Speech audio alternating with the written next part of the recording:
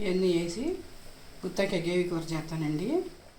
వేయించి మిక్సీ పట్టుకోవాలి.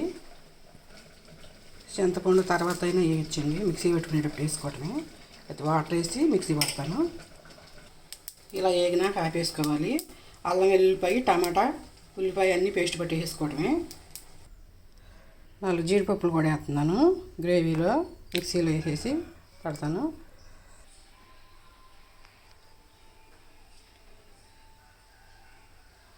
ఆయిల్లో పసుపు, కరివేపాకు, పచ్చిమిరపకాయ, వంకాయ ముక్కలు వేసేసి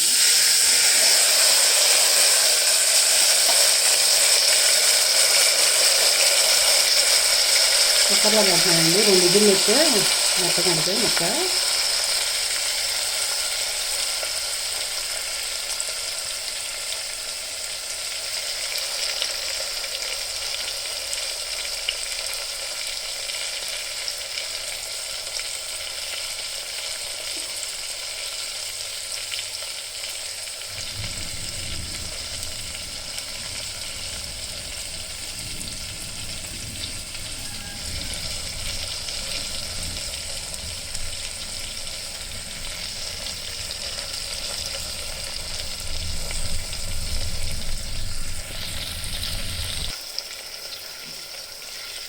ఉప్పు,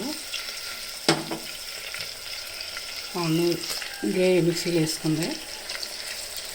కొంచెం వేగనివ్వాలి. గ్రేవీ వేగినాక కారం కూడా వేసుకోవటమే.